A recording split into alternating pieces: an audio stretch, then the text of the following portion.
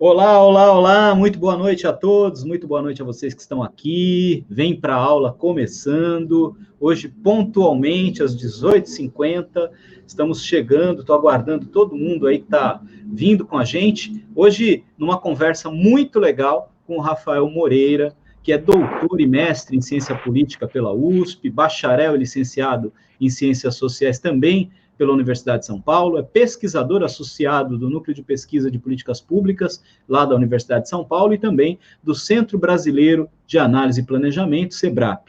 Atualmente, o Rafael ele tem sido destaque em vários veículos de comunicação aqui na Baixada Santista. Chega junto, Rafael, um prazerzão estar contigo hoje aqui, prazer te receber Poxa, o nesse nosso prazer é meu. bate-papo, né?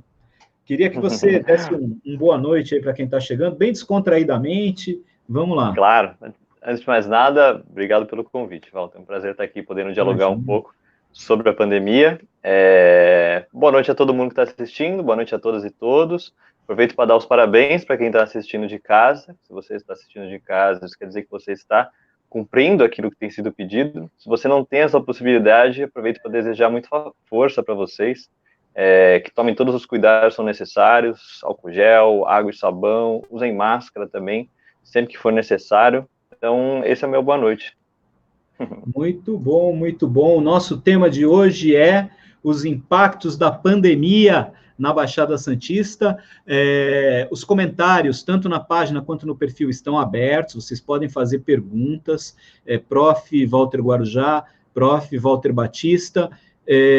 Estão abertos os comentários para as perguntas. Na medida que vocês forem fazendo os comentários, as perguntas, a gente também vai tentando aqui abrir essa discussão para fazer um diálogo, uma reflexão com todo mundo que está acompanhando a gente nessa live. Tenho aqui já um primeiro comentário da Ale, que estava com a gente aqui ontem, estava comigo ontem aqui, conversamos sobre arte e cultura em Guarujá, Alessandra Escalafobética, inclusive já divulgando para quem está chegando agora, nós teremos um sarau escalafobético no sábado, às 15h50, aqui na página também, às 15h50, a gente vai fazer transmissão simultânea pelo Facebook, pelo YouTube. Nós já temos mais de 10 artistas confirmados aqui da Baixada Santista, da nossa cidade de Guarujá, e teremos também uma ação social, viu, Rafael, para tentarmos aí a consciência do pessoal que puder ajudar na arrecadação de alimentos para a comunidade da Vila Pantanal, aqui na Vila Baiana, aqui próximo da Vila Baiana. O pessoal está com uma dificuldade muito grande, porque teve desmoronamento lá, eles foram muito afetados, e agora, por causa do isolamento social também, muitas famílias que são altamente dependentes da atividade turística estão tendo dificuldade de manterem a dignidade de sobrevivência lá, alguns com muita dificuldade também de acessar o Corona Voucher, né, aqueles R$600 que estão sendo liberados pela Caixa Econômica Federal, o dinheiro do povo, que está retornando para o povo, né, no momento de necessidade, mas muita gente não está conseguindo acessar, e a gente vai tentar uma arrecadação de alimentos nesse sarau escalafobético live, 15h50, com artistas daqui da cidade e da região, a gente vai estar conversando lá.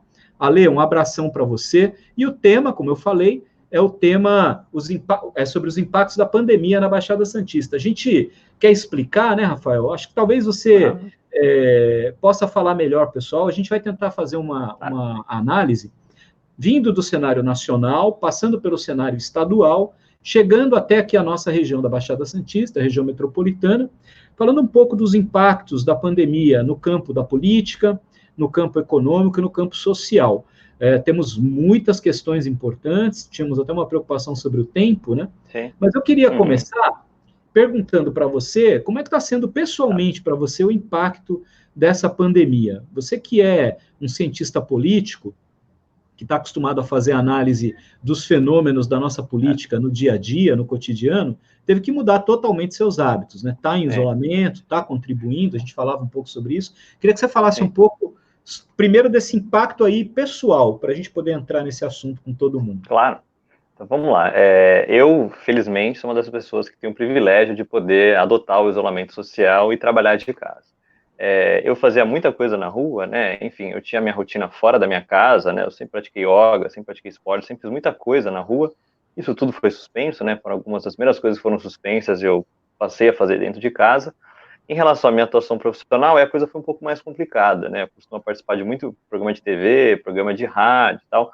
Muita coisa foi suspensa, né? O que eu tenho feito muitas vezes é continuar concedendo entrevista, mas tudo por telefone ou em formato de live, né? Tal como agora. Essa foi a principal mudança na minha rotina, assim, nessas últimas semanas, né?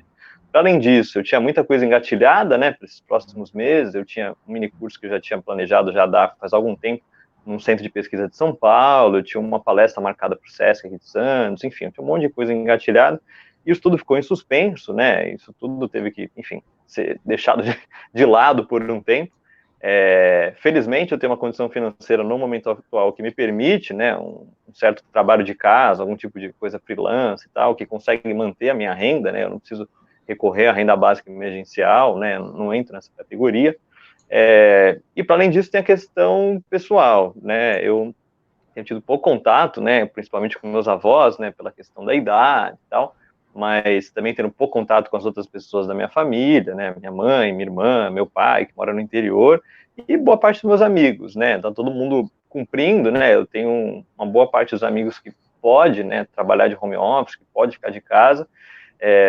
Não só que estão no Brasil, né? Eu tenho muito amigo fora do Brasil, que seguiu carreira acadêmica, que também está estudando em universidade pelo mundo inteiro aí e tal.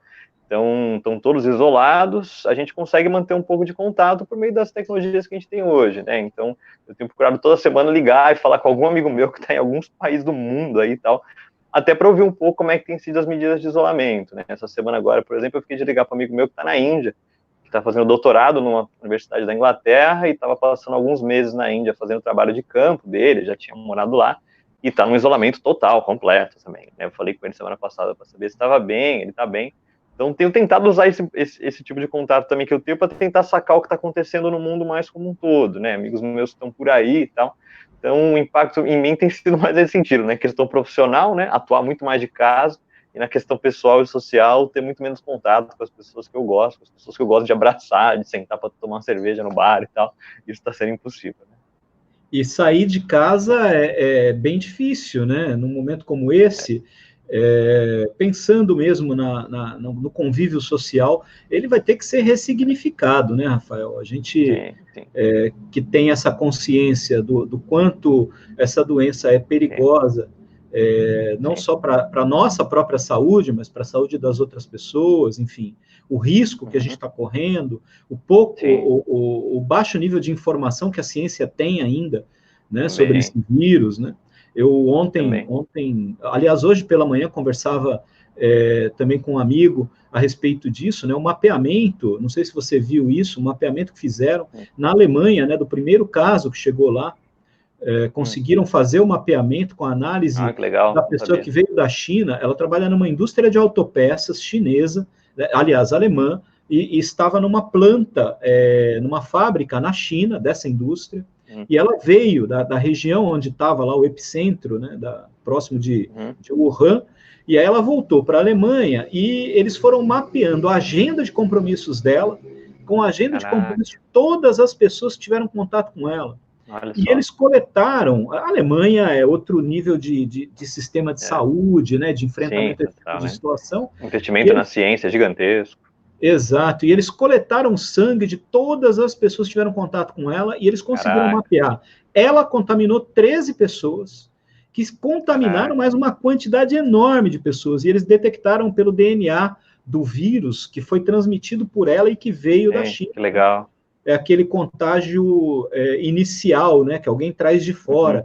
Ainda não é a mudança genética do vírus. Comunitária, né? A comunitária. Então, assim, eles estão num outro patamar de enfrentamento à doença, com análise científica, um nível de testagem da população muito elevado, e ainda assim tem tomado muito cuidado com a flexibilização do isolamento, porque sabem que é um tema complexo demais, é perigosíssimo, não se sabe se esse vírus tem algum nível de mutação, se ele tem uma recidiva, se vai ter recaída em quem já teve da primeira vez. Há indícios muito fortes de que quem tem o vírus e desenvolveu anticorpos ainda não tem segurança de que está imune ao vírus, que também é uma outra questão importante.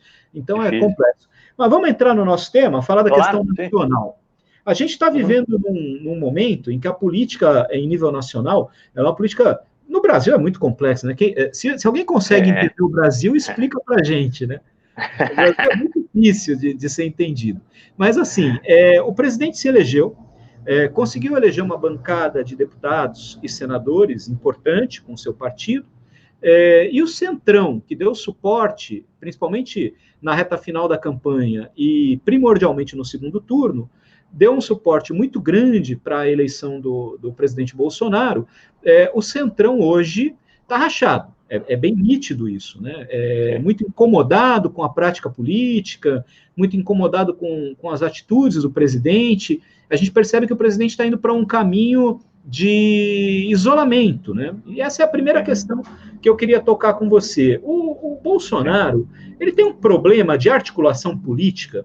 A articulação política dele é pequena, é baixa, e por conta disso, ele tem também uma dificuldade de liderar politicamente o nosso país para construir uma unidade nacional que poderia estar ajudando nesse momento de pandemia, que a gente está vendo aí um bater de cabeças muito grande, né, entre governos estaduais, governos municipais, o governo federal, no momento que deveria ser central essa unidade de comando, vindo de Brasília, estando do Brasil. Claro.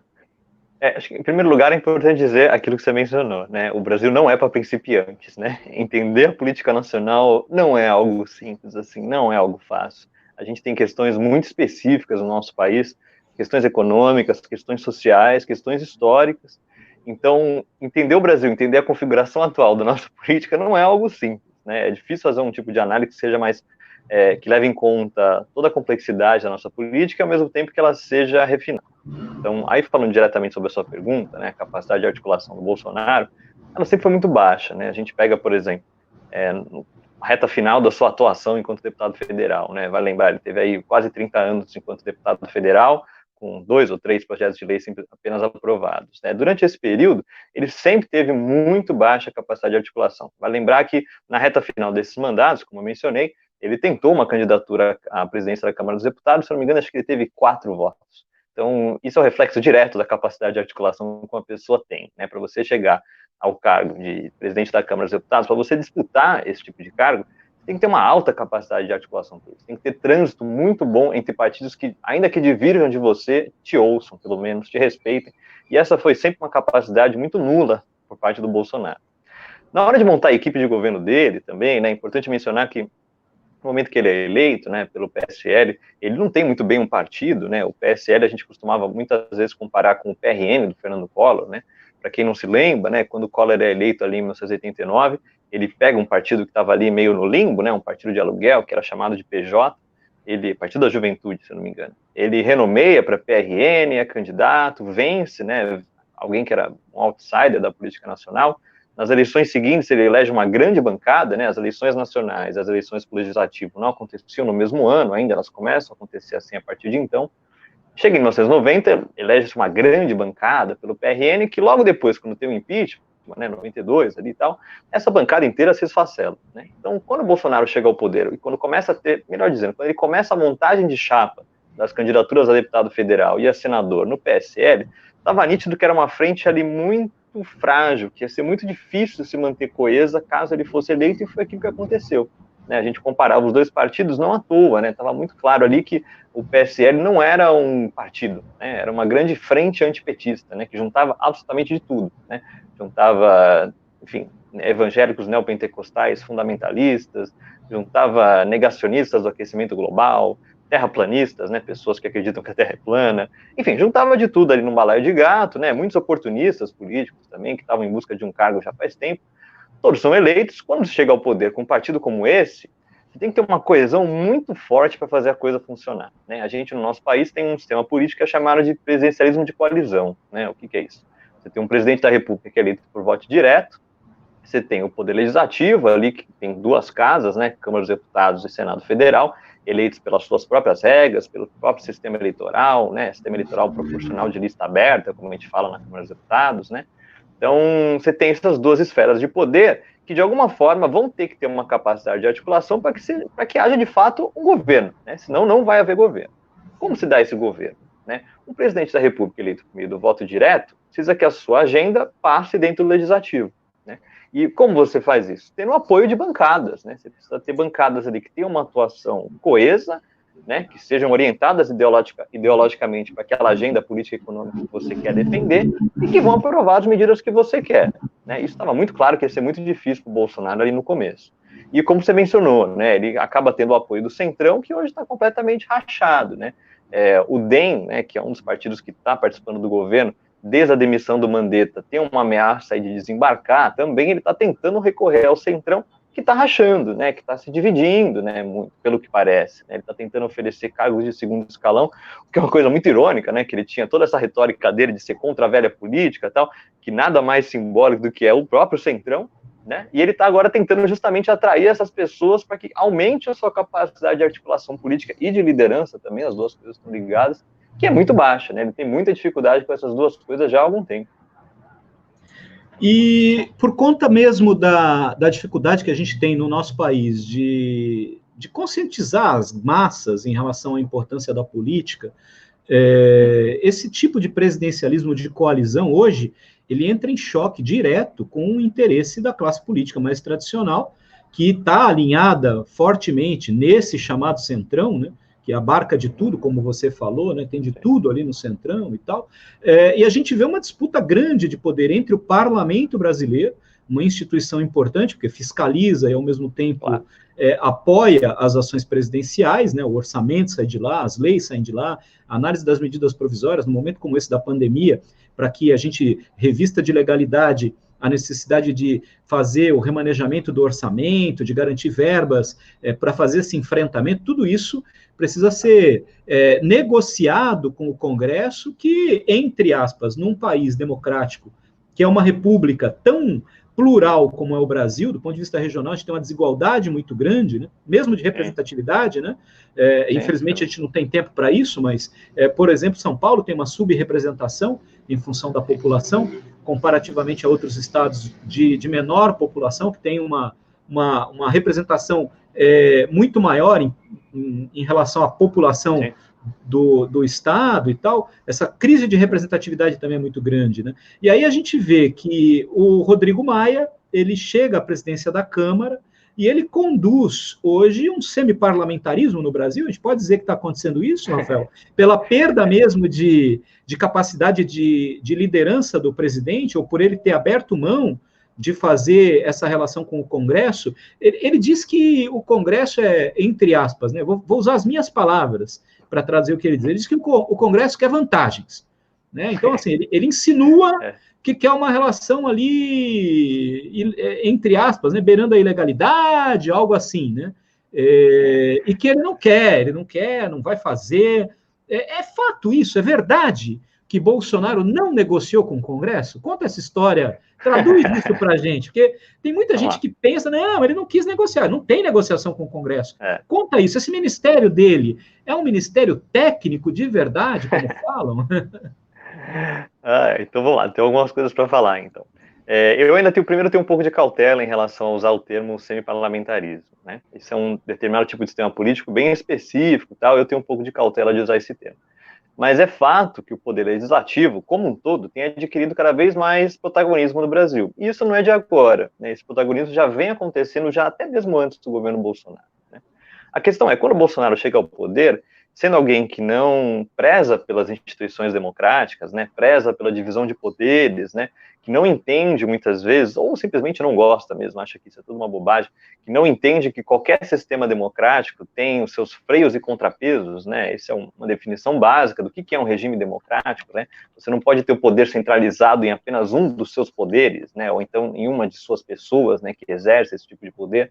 No regime democrático, o poder é justamente pulverizado para que haja controle, para que não haja o surgimento de ditadores, de figuras autoritárias ou mesmo totalitárias, né? Isso faz parte de qualquer regime democrático. A partir do momento que Bolsonaro chega ao poder, sendo uma pessoa que não preza por isso, né, o poder legislativo começa a tomar para si a iniciativa de legislar, que sempre foi a sua, mas também de ter protagonismo nacional, né, de canalizar demandas da população como um todo, levando adiante algumas questões que Bolsonaro não leva. Então, só para usar um exemplo do momento atual mesmo, né?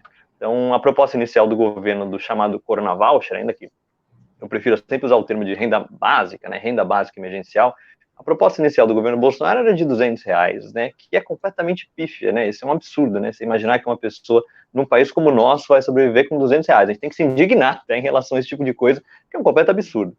O Congresso cumpriu um papel de tentar melhorar um pouco isso, né, não apenas expandindo o valor disso, né, de R$ 200 para R$ 600, mas também incluindo novas categorias dentro daqueles que poderiam receber esse tipo de auxílio, esse tipo de medida no momento atual. Então, o Poder Legislativo tomou para si, né, a maneira que seria mais provável e mais possível, tal como tem feito tudo quanto é país do mundo, para ajudar as pessoas e para estimular elas para que elas fiquem em casa, né, para que elas não morram de fome, justamente, né, essa falsa dicotomia que se cria entre economia e saúde é uma balela completa, né. Então, além disso, né, agora entrando também nas outras questões que você comentou, né, nesse presidencialismo de coalizão que eu mencionei lá atrás, né, você precisa o presidente da República, seja ele qual for, precisa do apoio do legislativo, né, você precisa ter bancadas fortes que vão aprovar a sua agenda, e você faz isso por meio da distribuição de ministérios. Isso é algo básico em qualquer país do mundo, e isso até não nos diferencia dos países parlamentaristas, tá? É importante pontuar também isso, né? As pessoas acham que o parlamentarismo é melhor porque não funciona assim. Não, gente, o parlamentarismo funciona exatamente assim, se dá da mesma forma. A Inglaterra funciona assim, qualquer país que adota o modelo parlamentarista também usa esse mesmo tipo de estratégia, de estrutura, para formar uma coalizão de governo, só que com nomes diferentes, muitas vezes, né? Então isso se dá da mesma forma. Bolsonaro tenta desprezar um pouco isso, né, de certa forma, ele não acredita nesse tipo de sistema, ele quer implodir esse sistema, ele achava que ele ia conseguir governar com as bancadas temáticas, né, que a gente chama, que é a bancada da bala, a bancada do boi, ele tinha toda aquela retórica dele de que ia colocar pessoas apenas técnicas nos seus cargos, o que era uma completa furada, né, a gente tinha muito claro isso desde o princípio, né, se é só a gente pegar alguns dos exemplos das pessoas que foram nomeadas aí, não tem absolutamente nada de técnicas nas suas áreas, né, absolutamente nada, né. E, para além disso, pessoas envolvidas em esquemas muito complicados de corrupção, né? Alguns até são chamados de antiministros, muitas vezes, né? Você pega, por exemplo, Ricardo Salles, o ministro do Meio Ambiente, que é envolvido em escândalos de corrupção ligado a temáticas do meio ambiente, inclusive. Então, se escolheu ali aquele que é, na verdade, o antiministro, né? Que não é bem um ministro. Condenado, né? Condenado por Condenado, improbidade é absurdo. administrativa. Exato, assim, Eu queria que absurdo. você alinhasse aí, já que você tocou na questão da corrupção, também tem uma Claro. outra questão que tem surgido muito forte agora, que é a seguinte: esse governo não tem um escândalo de corrupção. E aí, para muita gente que não compreende Tem que rir, né? nós tínhamos no governo Fernando Henrique também uma fala parecida com essa, né? Mas no governo Fernando Henrique, depois a gente viu que o Procurador-Geral da República ele foi chamado de Engavetador-Geral da União. Né? Engavetador-Geral da União. Tudo que chegava de denúncia na mão dele, tinha que passar por ele engavetava. Então ele não permitia que as coisas seguissem. Está acontecendo um pouco isso, né? Embora alguns escândalos de corrupção venham de fora do governo, da família, as rachadinhas na Assembleia Legislativa do Estado do Rio de Janeiro, problemas relacionados ao Queiroz, que depositou dinheiro sem nenhuma comprovação até aqui, né, de que tem alguma legalidade no dinheiro depositado na conta da esposa do presidente. Não sabemos se na conta do presidente, porque quando isso estoura, ele já é presidente, ele já não pode ser investigado. Como presidente, ele não pode ser investigado mais, congela. Isso é um problema da República Brasileira, né? Porque ele vira, entre aspas, um protegido pela lei, mesmo que ele seja um criminoso quando ele está nomeado lá, investido do cargo, nada dele pode ser investigado, e aí dá uma falsa impressão de que nós não temos corrupção no governo, porque, na verdade, as instituições que fazem o controle desse processo, como a Controladoria Geral da União, a Procuradoria Geral da União, que são os órgãos de controle, o Ministério Público Federal, a Polícia Federal, o Ministério da Justiça, que comanda a Polícia Federal hoje, parece que frearam, né? Frearam tudo. Não se ouve mais falar de Lava Jato, todas as operações de investigação pararam, no STF já tem uma divisão entre ministros ali sobre o que vai para frente e o que não vai, enfim... aquele acordo nacional com o Supremo... rolou, né? Rolou? E aí, eu acho que rolou. Tem a impressão de que acabou a corrupção no Brasil? É importante pontuar que esses mecanismos de controle e combate à corrupção, eles partem de várias frentes, né? Se a gente for traduzir assim para um português mais simples, né? O combate à corrupção não se restringe apenas a uma pessoa, ou a uma instituição, ou a um ministro, né? Num sistema democrático, ele parte de várias frentes. Em algumas frentes, tem se cumprido esse tipo de papel. A imprensa, por exemplo, né? A imprensa foi ela que trouxe à tona grande parte, ou quase totalidade, praticamente, dos escândalos de corrupção que a gente teve no nosso país nas últimas décadas. Ela cumpre também esse papel, de tornar público um determinado escândalo, investigar até de certa forma, né? A gente tem um jornalismo investigativo no nosso país que cumpre um papel muito bacana, muitas vezes, na nossa história, e que levam depois essas demandas para que outras instituições, outros órgãos também cumpram esse papel de investigação, de combate à corrupção. A questão é, como você mencionou, algumas dessas pessoas que deveriam cumprir esse papel, alguns desses órgãos, não têm cumprido, né? A Procuradoria-Geral da União talvez seja um dos principais, né? Como você mencionou, no período do Fernando Henrique, ele era chamado, o procurador que a gente tinha na época era chamado de engavetador-geral da República, e esse é o mesmo período que já começa a correr em relação ao procurador atual, que também tem feito a mesma coisa, não tem levado adiante denúncias que diretamente acabariam ligando tanto o Bolsonaro quanto figuras do governo. Mas é importante pontuar também que uma das origens desses órgãos de combate, né, tal, uma forma de se combater, cabe ao próprio presidente da República e aos ministros, muitas vezes, né? A gente teve na nossa história até recente presidentes que afastaram muitos de seus ministros, porque sempre que vinha à tona algum tipo de escândalo, né, por meio da imprensa, ou por meio do legislativo, por meio de uma CPI, etc. E é curioso, né, aí mais uma vez mencionando o presidente atual, né, é curioso porque a eleição dele se dá justamente em cima de uma retórica do combate à corrupção, né, de que a corrupção acabaria a partir de agora, etc. Isso não é nada do que a gente tem visto, né, os outros órgãos têm tentado cumprir o seu papel, o legislativo, inclusive, né, a gente tem agora acontecendo a CPI das fake news, tem trazido à tona uma série de questões bem problemáticas também em relação ao governo, em relação à sua campanha de 2018 e tal. Então, esses órgãos também têm cumprido o seu papel, mas a presidência da República não tem. Cabe ao presidente também afastar pessoas, né, que são envolvidas em escândalos e tal, e não manter elas quando elas têm alguma informação valiosa ali para o próprio governo. E acho que aparentemente é isso que tem acontecido, né? Você pode ter corruptos no seu governo, desde que eles não saibam de muita coisa que tem acontecido de bastidores, né? Se eles sabem, você tudo bem. Ok, você mantém eles aqui, se eles não sabem, tudo bem demiti-los, né? Um comentário aqui da Dal Correia, Dalva está assistindo a gente, um abração. Ela diz assim, né, lá atrás a gente estava falando da questão mesmo do semi-parlamentarismo e tal, ela diz assim, lembrando que o Bolsonaro era do PP, eu acho que faz uma ligação com o que você está falando agora, né? Sim, exato. Foi um dos partidos mais envolvidos nos problemas relacionados à Operação Lava Jato, ou mesmo ao mensalão, né? Lá atrás e tal, é um partido que teve alguns parlamentares, inclusive, condenados e tal, e no financiamento de campanha, eu me recordo, né, que o partido chegou a mandar dinheiro que foi captado de doação na época, que ainda podia, né, fazer doação empresarial, e o dinheiro entrou na campanha do Bolsonaro, e ele pediu para devolver o dinheiro, mas o dinheiro voltou vindo de outra recebeu. Direção, depois ele recebeu o dinheiro. O dinheiro entrou da empresa e falou: não, da empresa eu não aceito na minha conta. Como ele é puxa. Tem essa coisa, né, que muita gente não sabe, né, Rafael? O chamado puxador de votos, né? Ele era um puxador de votos, né, no Rio de Janeiro. Sim. Então, esses caras que têm muito voto na rua, eles acabam recebendo dinheiro dos partidos para fazerem campanha porque eles ajudam a eleger outros, né? Mas o dinheiro chegou na conta dele lá e tal. Sim, né? Chegou, exato. Né? De onde em relação veio? ao PP, né? Em relação ao PP que a Dal menciona, né, tem dois pontos que a gente tem que lembrar durante todo esse período da atuação do Bolsonaro aí no Legislativo, onde o PP foi um dos principais partidos que ele esteve, né? O PP, em primeiro lugar, tem uma fina ironia no nome, né? Que ele é o Partido Progressista, atualmente chamado de Progressistas, mas que não tem absolutamente nada de progressista, porque poucas décadas atrás ele era chamado de Arena, né? Era o partido que dava sustentação à ditadura militar no Brasil. Então, é um nome que foi adotado até de maneira irônica, inclusive, pelo que parece, e as pessoas não percebem isso, as pessoas não sabem disso. Eles e o segundo ponto que também é importante... Eles não podem... Elas não fazem. É o partido do Maluf, não se esqueça. Sim, esse era o meu segundo ponto, né? O primeiro ponto é a ironia no nome. O segundo é que a figura pública do partido é Paulo Maluf, que aí nem precisa mencionar nada, né? É sinônimo, né? É sinônimo do rouba mais faz, né? Que assim, entre aspas, um sinônimo de corrupção e dessa aceitação, né? Que um povo que se diz contra a corrupção, mas que tem um nível de aceitação à corrupção impressionante, né? O Brasil, ele é um país realmente singular, né, nesse aspecto. Eu queria trazer a nossa discussão para o campo da pandemia.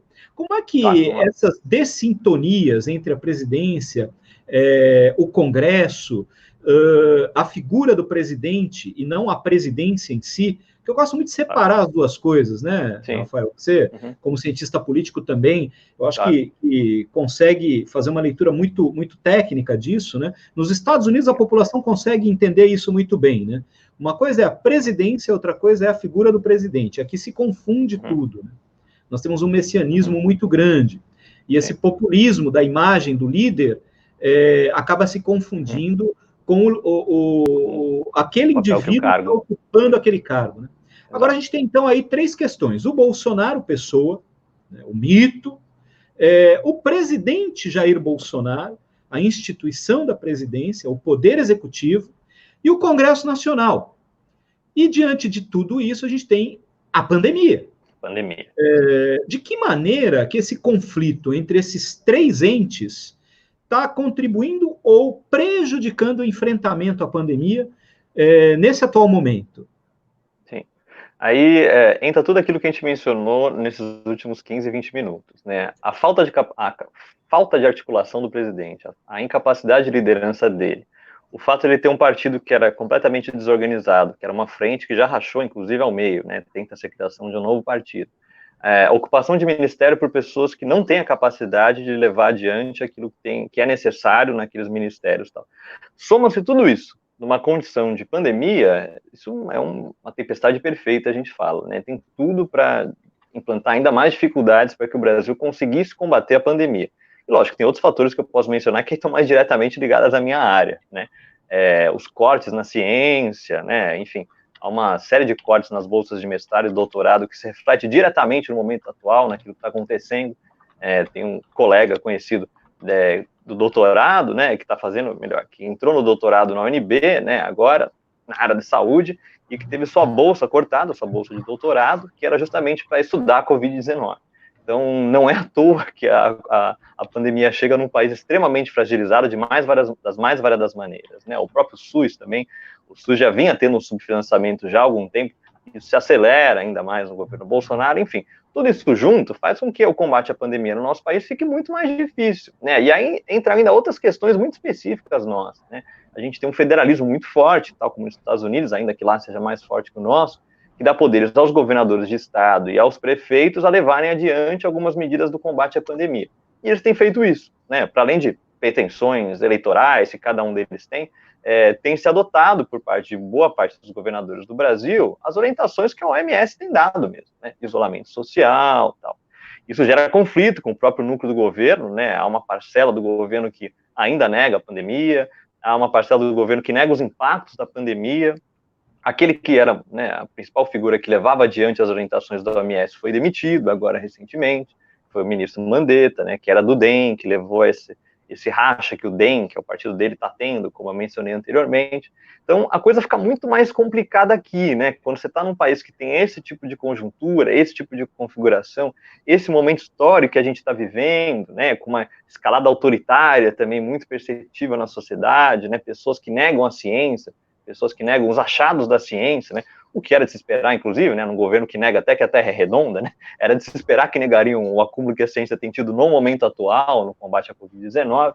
Isso tudo faz com que a coisa seja muito mais complicado, né, tanto para a gente, né, que procura debater de maneira pública essas configurações, a articulação do governo, as incapacidades dele e tal, mas, sobretudo, para aquelas pessoas que, no momento atual, estão na linha de frente do combate à Covid-19, pessoas que estão nos hospitais, pessoas que estão na imprensa, né, pessoas que estão atuando de maneira muito precária, por exemplo, nos supermercados, que se mantêm abertos. Então, a coisa aqui acaba ficando muito mais difícil, né, muito, muito mais difícil.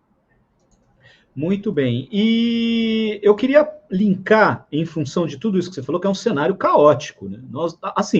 Nós vivemos num problema grave, relacionado às finanças públicas nesse país já há muito tempo, né? É a farra com dinheiro público a gente sabe disso, a construção de legislações que permitem que todo mundo ponha a mão no tesouro, né? Isso também é um problema grave que a gente tem aqui no Brasil. A história das emendas impositivas no Congresso Nacional, que foi repetida nas Assembleias Legislativas e também nas câmaras municipais, né? Hoje toda a Câmara fez uma lei para permitir que vereador determine onde vai ser aplicado o montante, parte do montante dos recursos dos municípios, e isso ajuda, entre aspas, a criar um problema de investimento em algumas áreas prioritárias, porque os prefeitos eles ficam amarrados, né? A gente sabe que os orçamentos públicos eles são muito limitados hoje, né? O colchão é curto e as necessidades são grandes, né? Então cobre a cabeça, descobre o pé e assim sucessivamente. Mas aí a gente vive uma realidade em que é um problema grave, o problema da saúde no Brasil, mas nós temos um sistema que, para um país como o nosso, é um sistema muito importante, que é o Sistema Único de Saúde, assegurado por recursos que vêm em grande montante do governo federal, principalmente para média e alta complexidade, que são os atendimentos em hospitais, no ambiente hospitalar, e o enfrentamento a doenças de maior gravidade, então, cirurgias, leitos de UTI, talvez quem está acompanhando a gente não saiba, né? Quem paga os leitos de UTI é o governo federal, não é o governo municipal, não é o governo estadual, é o SUS quem paga diretamente para o funcionamento das UTIs. E aí a UTI também não é do município, né? O município tem os leitos de UTI do SUS, mas sempre tem uma central de regulação, que normalmente ela é regionalizada ou ela é controlada pelo governo do estado. No caso aqui da Baixada Santista, a nossa central de regulação é regional, controlada pela Secretaria Estadual da Saúde. Então, se falta leito de UTI em Guarujá, a central de regulação, que é controlada pelo governo do estado, determina que use uma vaga em Itanhaém ou em Santos, quando há alguma vaga disponível. A gente sabe que tem problema em relação a isso. E aí, como é que faz, nessa situação, no campo político mesmo, né? A possibilidade de se abrir um calendário, nesse momento, um calendário de disputa nacional, eleitoral nacional. Eu queria que você me dissesse se você achou inteligente da parte do presidente, lá atrás, já ter falado, antes de começar a governar, já ter falado que era candidato à reeleição. Primeiro ele negou, depois ele assume, e logo que ele assume, ele nem começou a governar, ele nem usou a caneta BIC dele, ele já começou a dizer, eu sou candidato à reeleição. Se o povo quiser, veja bem, se o povo quiser, eu sou candidato à reeleição. Ou seja, ele abriu a disputa de reeleição muito cedo. E, obviamente, a gente sabe que tem outros pré-candidatos já, como o governador de São Paulo, João Dória. Eu queria linkar com São Paulo e essa questão dos governos estaduais, né? O governo federal com dificuldades de comandar. A dificuldade política é muito grande. Tendo que negociar com o Congresso reformas, como a reforma tributária e a reforma administrativa, e mais um passo da reforma trabalhista, que tira mais direitos dos trabalhadores, a carteira verde e amarela. Então, ele tem essa dificuldade lá. Aí vem uma pandemia, na qual é necessário que tenha uma articulação, uma centralização de coordenação, ele não consegue fazer isso. E aí ele tem uma frente de disputa sobre quem vai aparecer mais, ou quem vai aparecer como salvador da população. Ele se coloca como o homem que diz que quer salvar o bolso do mais pobre, dizendo que esse isolamento é ruim e que todo mundo tinha que ter o direito de trabalhar para pôr o pão na sua mesa, e governadores preocupadíssimos. Eu queria compartilhar contigo duas notícias agora, rapidamente, pôr na tela para quem está assistindo a gente também poder acompanhar. Uma delas é essa daqui, ó. Estão aqui no UOL de hoje, né? Prefeito de Manaus chora, pede ajuda, fala em calamidade e critica Bolsonaro. Então, a gente está vendo aí, né, que o prefeito de Manaus já está desesperado com a situação. Por quê? Manaus é um boom de enterros que triplicam e chegam a 82 por dia. Aí eu tenho aqui, na sequência, um médico de Hospital de São Paulo dizendo aquilo que a gente temia que acontecesse. Escolha de quem vai à UTI já ocorre indiretamente, diz médico. Vou até ampliar um pouquinho aqui, para o pessoal ver um pouco melhor, né? Eu acho que dá para ver um pouco melhor aqui, né? Aí, eu acho que tá dando para ler agora aí, né? Então tá um pouco ali, eu vou subir aqui agora, e aí vai dar para ver um pouco melhor. Escolha de quem vai à UTI já ocorre indiretamente diz médico de Hospital de São Paulo. Nós chegamos no Brasil a 166 mortes nas últimas 24 horas, 2.741 óbitos por Covid-19. Existem estudos falando da possibilidade desse número ser 15 vezes maior, número de mortes, né? Porque tem subnotificação de mortes, né? Muitas mortes estão aguardando o exame, né? E aí os governadores agem de um jeito, o presidente age de outro, e a gente está vivendo esse fla-flu do isolamento. Sim, toda essa sua fala, né, e as manchetes também servem para a gente conseguir linkar tudo aquilo que tem acontecido no plano nacional e que a gente vem comentando aqui nos últimos 20, 30 minutos, com aquela realidade mais próxima e mais concreta das pessoas, né? Porque muitas vezes elas acreditam que tudo aquilo que acontece no plano nacional é uma coisa distante, muitas vezes até mais abstrata, sem perceber que isso tem implicações diretas no município da pessoa, no estado dela, né? Isso acaba tendo esse tipo de distanciamento, muitas vezes, que se torna mais concreto num momento como esse, né? Como a gente vinha mencionando antes, né, o Bolsonaro não tem tido essa capacidade de liderança, de articulação, e nunca há vácuo de poder, né? Se você não ocupa o espaço que lhe cabe, alguém vai preencher esse espaço e alguém vai cumprir esse papel, não existe vácuo. Quem tem cumprido esse papel no momento atual são os governadores de estado, sobretudo aqui no nosso caso, né, do governador João Dória, goste dele ou não, ele fez essa leitura, né, ele aprendeu muito rápido como usar esse vácuo de poder, ainda que também a gente sabe que tem pretensões eleitorais lá na frente e tal, ele soube usar isso, né, soube ocupar esse espaço, aderir às medidas que a OMS tem orientado, que os países adotem, enfim, e tem conseguido se projetar muito além do nosso próprio estado. A questão é, em alguns locais já começam a vir notícias como essa que você mencionou de Manaus, né? Enfim, o sistema de saúde lá já colapsou, né? As manchetes são algumas das mais trágicas, quando a gente acompanha o noticiário local de lá. Tinham pessoas em hospitais compartilhando com leito a lado a lado nos leitos, com pessoas que já haviam morrido, e não tinha como se remover essas pessoas também. Eu vi uma foto agora, que eu até ia compartilhar no Facebook em breve, de novas valas sendo rapidamente abertas já nos cemitérios lá, porque o sistema funerário também já não tem mais dado conta, né, de enterrar todas as pessoas que têm vindo a óbito de maneira muito rápida por conta da Covid-19. Então, isso faz com que as pessoas saquem que aquilo que tem sido adotado no plano nacional, isso vai ter desdobramentos municipais, vai ter desdobramento no estado da pessoa, na cidade dela, né, onde ela mora e tal. A gente tem uma preocupação que isso possa acontecer aqui no estado de São Paulo, e algumas notícias já dão sinais nesse sentido, né, como isso que você mencionou agora. Já há uma escolha, parece, indireta, sobre quem vai ocupar os leitos de UTI. A gente sabe que todo o esforço de distanciamento social é para que a curva fosse achatada, né? É importante explicar isso, né? A Covid-19 é tão perigosa, o coronavírus é tão perigoso, porque o índice de contágio é muito rápido, né? E muito fácil. O vírus sobrevive muito tempo quando ele cai em alguma determinada superfície. O contágio de pessoa para pessoa, às vezes, se multiplica muito rápido, né? Como você mencionou esse caso na Alemanha, lá no começo da live também. Acontece de maneira muito rápida. E quando muitas pessoas ficam doentes ao mesmo tempo, o sistema de saúde não dá conta, né? Você tem um pico muito acentuado de pessoas ficando doentes, e você tem um determinado número de leitos restrito, não apenas de UTI, mas de leitos do seu sistema de saúde como um todo, esse sistema não tem capacidade de absorver todo mundo ao mesmo tempo. Então, por isso, o distanciamento social, né? As pessoas terem menos contato com pessoas ao longo do dia, para que esse contágio fosse um pouco mais achatado.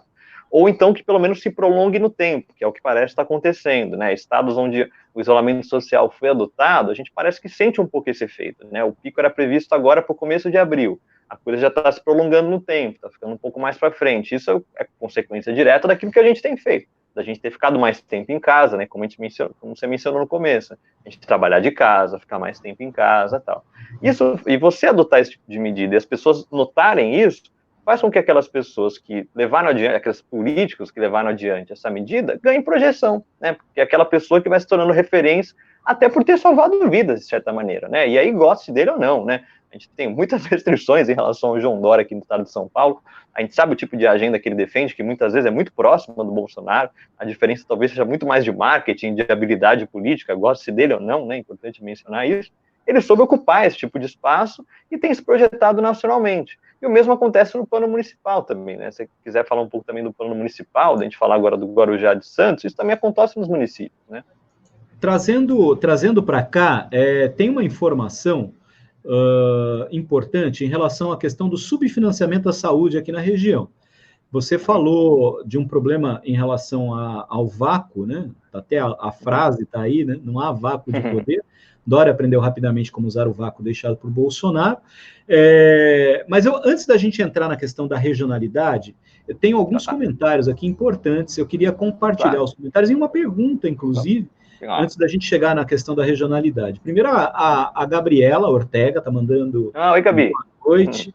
Dá um oi para ela. A Dida também chegou aqui e falou boa noite para a gente. Um abração, Dida. Fizemos uma conversa semana passada. Sueli, que vai estar aqui comigo amanhã. Sueli, que legal.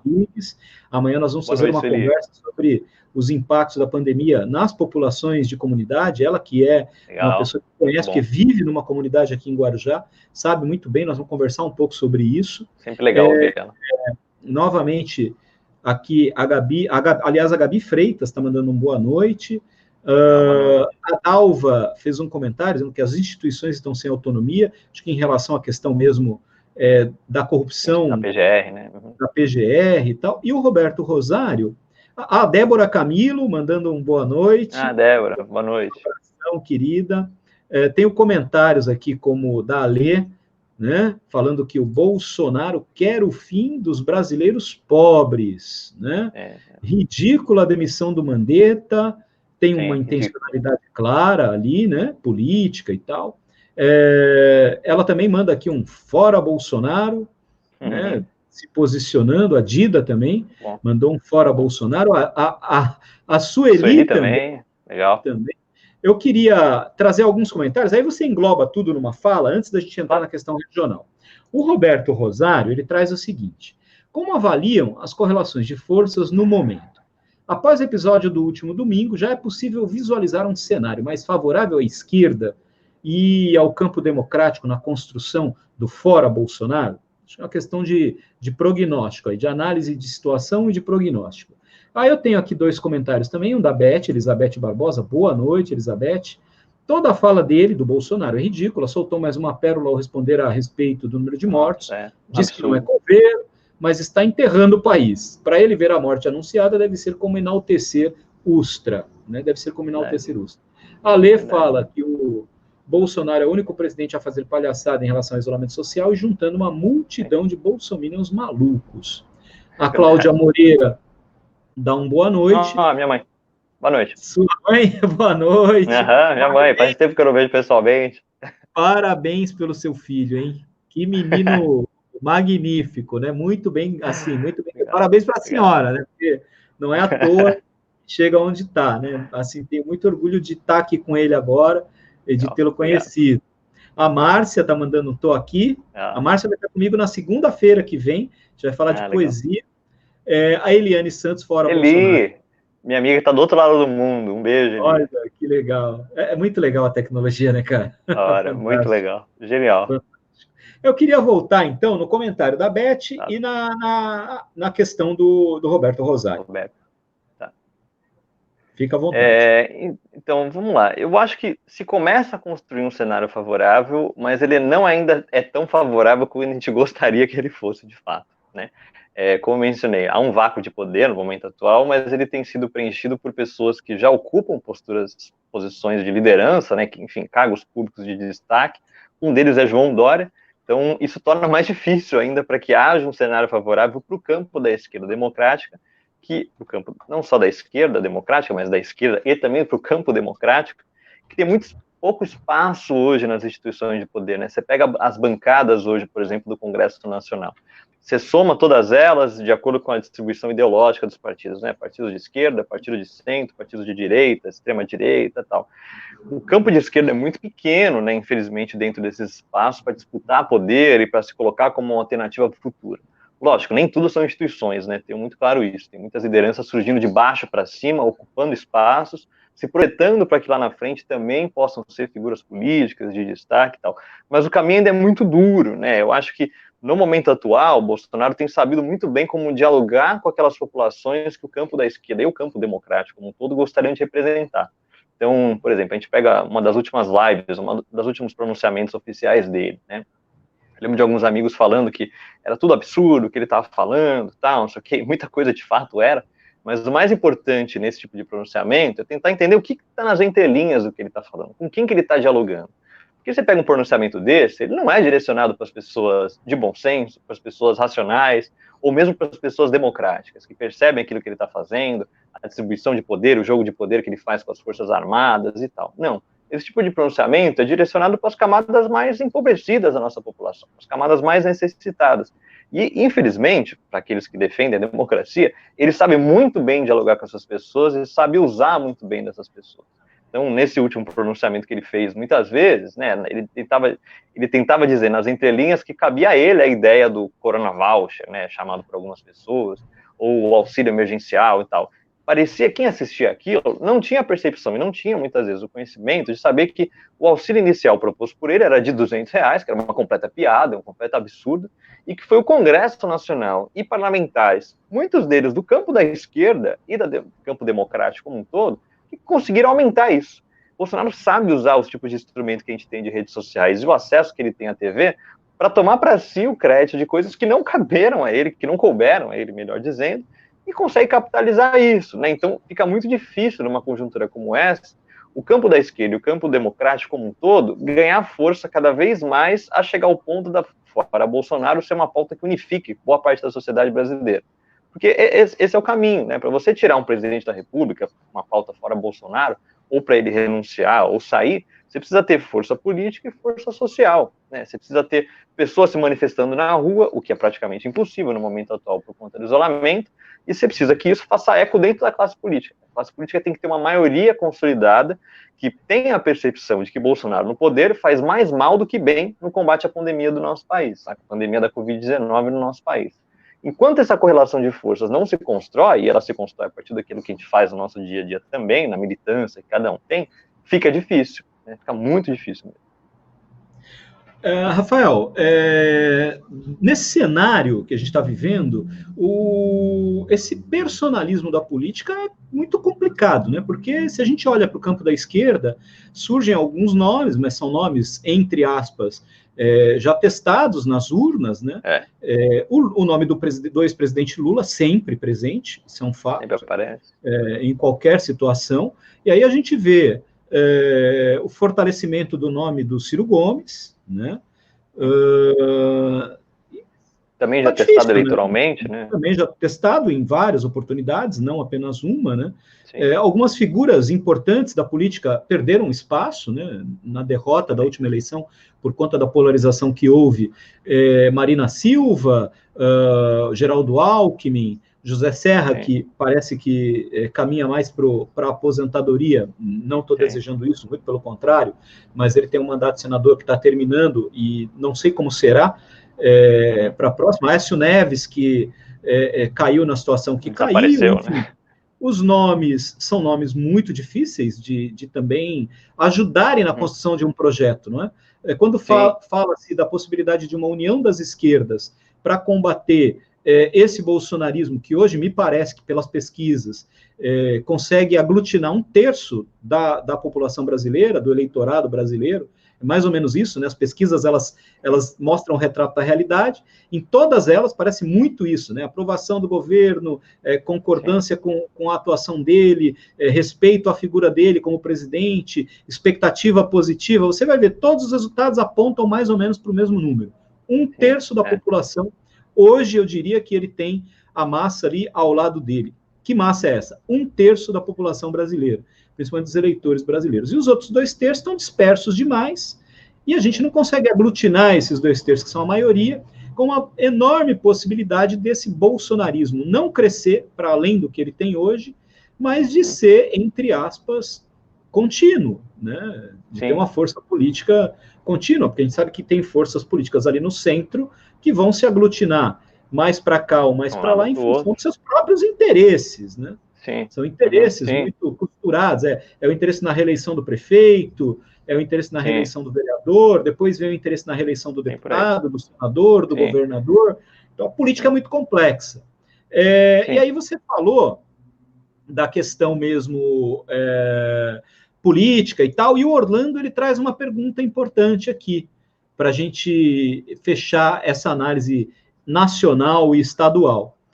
Ele diz assim: gostaria de ouvir de vocês, eu gostaria de ouvir você. Eu nem vou falar nada, porque eu tenho já uma opinião formada sobre isso, embora eu saiba mais ou menos o que você pensa, mas gostaria muito que você construísse essa argumentação, né? O Orlando, ele fala assim: quanto que a Covid-19 pode refazer, pensar a ideia do Estado mínimo entre seus defensores e até mesmo em relação ao próprio governo? Olha, em relação ao próprio governo, eu tenho minhas dúvidas, né? Mas em relação aos seguidores, né, do Bolsonaro, que estão inseridos na sociedade brasileira, isso eu acho que é possível, porque isso é um movimento que está se dando não apenas no Brasil, mas no mundo todo, né? Defensores do Estado mínimo, estejam eles no poder ou na base da sociedade, perceberam a importância que o Estado tem na vida delas e a incapacidade do mercado, né, a mão livre do mercado, a mão invisível do mercado, etc., como queiram definir, de resolver algumas questões sociais que nunca foram resolvidas por ele, inclusive até hoje, né? Então, se repensa muito o papel a ser cumprido pelo Estado, e acho que isso pode se dar também entre alguns seguidores do Bolsonaro, porque para algumas pessoas que seguem ele, né, e é importante a gente ter isso em mente, né, a base social do bolsonarismo, ela não está restrita aos setores que vão às ruas para defendê-lo dentro de carreata, de carro chique e tal, não sei o quê, né? Lógico, ele tem um núcleo duro de apoiadores ali dentro da classe média, mais enfim, estabelecida financeiramente, mas ele tem uma base social popular também, que está nas periferias, que está também nas camadas mais altas, que está em todos os estratos da sociedade. Algumas dessas camadas dependem diretamente do Estado, sobretudo daquelas mais empobrecidas no momento atual. São pessoas que têm seus filhos em escola pública, são as pessoas que recorrem ao SUS. Essas pessoas também fazem parte da base do bolsonarismo e vão ter que reconhecer, e já têm reconhecido, a importância do Estado na vida delas, né? Seja agora por essas questões que eu já mencionei, né, a saúde pública ou a educação pública, que elas já tinham que recorrer, mas também agora em relação à renda básica emergencial. Isso se dá por meio do Estado, né, não é uma empresa que vai lá dar o dinheiro para essas pessoas terem uma renda mínima para conseguir colocar a comida na mesa enquanto elas estão trancadas em casa. Não, quem faz isso é o Estado. Só o Estado tem capilaridade suficiente para chegar às pessoas e levar a elas o tipo de auxílio que elas necessitam no momento atual. E é importante até que um momento como esse serve para a gente pensar esse tipo de pauta, né? A renda emergencial, por exemplo, que é uma pauta que a esquerda defende historicamente em boa parte dos países e também no nosso aqui. Isso era algo que era impensável ser adotado de maneira tão rápida, né? Sempre se dizia que não há recurso para isso, é impossível fazer isso num país como o Brasil, tal, assim. Da noite para o dia, a gente conseguiu criar um cadastro nacional para todas as pessoas que merecem um tipo de renda básica. Até por isso, esse tipo de pauta tem que ser permanentemente discutida. E esse auxílio tem que ser permanente, tem que ir muito para além da Covid-19, inclusive. É fato que a Covid-19, o coronavírus, colocou os mais pobres no orçamento federal. Diretamente. E de uma maneira tão rápida, assim, como você não imaginava, né? O que chama atenção... É uma mudança de paradigma mesmo. Costurando isso que você falou, me chamou muito a atenção, no domingo à noite, eu vi uma propaganda do Banco Itaú, do Itaú Unibanco, falando da liberação de R$1 bilhão para um fundo. Eles criaram lá um movimento e colocaram R$1 bilhão nesse fundo, e a gestão desse dinheiro não é um dinheiro que vai direto para o Ministério, não é um dinheiro que vai para as secretarias de saúde, não é um dinheiro que vai para o combate em saúde pública ao coronavírus e à doença Covid-19, mas eles criaram uma instituição onde, nessa instituição, eles puseram especialistas, citados os especialistas de hospitais muito bons aqui do Brasil, mas todos eles particulares, Sírio-Libanês, Einstein. Eu ontem li, inclusive, um comentário do Dr. Drauzio Varela, que também está nesse grupo, né? São especialistas em saúde, mas a grande maioria deles atuam na saúde pública de maneira tangencial, né? Porque o forte deles é a saúde privada, mas chama atenção, o banco coloca R$1 bilhão, que é dinheiro de cachaça para eles, comparado a 1 trilhão que o Paulo Guedes liberou para salvaguardar o interesse dos bancos, né, em função da crise. Mas o que chama atenção, não é um dinheiro que vai para a mão do Estado para cuidar da saúde. O mercado, e eu estou falando de um banco, hein? Um dos maiores bancos do Brasil, um dos maiores bancos da América Latina, talvez um dos maiores bancos do mundo, Itaú Unibanco e tal. O mercado está dizendo assim, nós não confiamos no poder público, embora tenha lá o Paulo Guedes, que saiu deles, é o homem deles. Acho que Nessa não é. questão do Não é Estado mínimo, o banco está dizendo, eu não confio, eu não vou dar o dinheiro para gestor público, eu vou aplicar o dinheiro, quer dizer, o banco está falando que ele próprio vai usar o dinheiro. Como é que é isso, cara? Acho que aí acho que entra uma série de questões, né? Acho que passa pela questão de marketing do próprio banco, de se dizer que está fazendo alguma coisa, né? Porque a gente sabe justamente isso que você mencionou, né? O lucro dos bancos é estratosférico no nosso país, é surreal, assim, tal. Então, a imagem deles tem sido arranhada por esse tipo de notícia no momento atual, né? Como é que pode um banco ter um lucro recorde, um lucro estratosférico, absurdo, enquanto que o governo, por exemplo, questiona a forma de se dar R$ 600 para as pessoas. Então, como é que e o banco, né, tem banqueiros, né, tem pessoas na linha de frente dos bancos, tem pessoas na cúpula do banco. Então, como é que pode uma pessoa ali estar recebendo milhões, bilhões, etc., enquanto que a população brasileira está cada vez mais empobrecida, recebendo recursos que nem pagam as contas dela no final do mês. Então, tem uma estratégia de marketing ali por trás também de um banco, de uma fundação como essa. E são esses mesmos bancos que, como você mencionou, recebem aí bilhões ou trilhões de repasse do próprio governo, e aí fica a questão da vontade política, né? Você tem ali um Paulo Guedes, né, que quer rapidamente favorecer o mercado financeiro, mas que questiona o tipo de auxílio que está sendo dado para a maior parte da população brasileira, que é essa que está nas periferias, que está aí tentando ralar para pagar o mínimo que consegue para colocar 3 pratos de comida na mesa, tal. Então, assim, passa pela vontade política do governo e também do Paulo Guedes, né? E aí a gente chega no cenário regional, né? Estou fazendo uma costura e meio que abandonando essa pauta agora, porque a gente está chegando a 1 hora na nossa live, realmente o tempo é, mas eram muitos assuntos e está muito agradável a conversa, assim, é um prazerzão falar com você.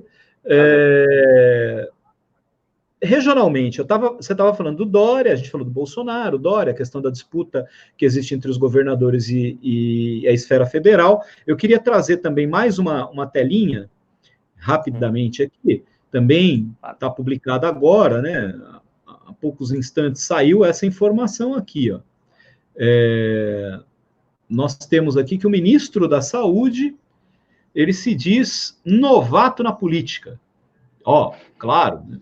Cobra números e evita falar de isolamento com governadores. Tais cobrou métrica mais detalhada para decidir sobre como distribuir leitos e ventiladores. Tem uma disputa, né? Para quem não conhece ainda, esse é o nosso ministro da Saúde, né? Nelson Tais, que saiu de consultorias para hospitais privados, né, principalmente para hospitais que estavam ali preparando uma atuação no setor público, como é o caso do Hospital Albert Einstein, que criou uma estrutura de organização social, que é uma imagem do presidente... Está aparecendo a manchete anterior, Walter, acho que agora não está aparecendo o Taishi, não. Não está aparecendo o Taishi? Está aparecendo só a manchete anterior, dá uma checada. Deixa eu voltar aqui. Claro. Vou colocar novamente, só um minuto. Claro. Para as pessoas conhecerem a cara do nosso novo ministro da Saúde, que boa parte das pessoas não conhecem, inclusive. Tá aqui. Agora eu acho que vai, hein? Ministro da Saúde, tá ele aqui, né? Ministro da Saúde se diz novato na política. Agora sim, né? Agora sim, aí vai. Ministro da Saúde se diz novato na política, cobra números e evita falar de isolamento com governadores. Ele cobra uma métrica mais detalhada para decidir sobre como distribuir leitos e ventiladores. Aqui está a carinha dele, né? Nosso ministro da Saúde, Nelson Tais, que substituiu o Luiz Henrique Mandetta. E aqui logo abaixo, o Bolsonaro, domingo, discursando para apoiadores em Brasília. Discursando não, né? Tossindo para seus correligionários e tal. A conta é complexa, né? Por que complexa? Porque quando a gente observa a situação, Rafael, eu tenho aqui um comentário da Dalva, ela faz uma análise, né? Vejo intencionalidade na canetada ao Mandetta, assim como no enforcamento de Tiradentes. Ela está comparando Mandetta com Tiradentes. Quem conhece a história de Tiradentes talvez diga que é um pouco parecido, né? Apesar do Mandetta hoje eu vi numa postagem do Dr. Evaldo Stanislau, que é um infectologista que foi contaminado com o vírus e teve que ficar em quarentena, 14 dias, no caso dele foi quarentena mesmo.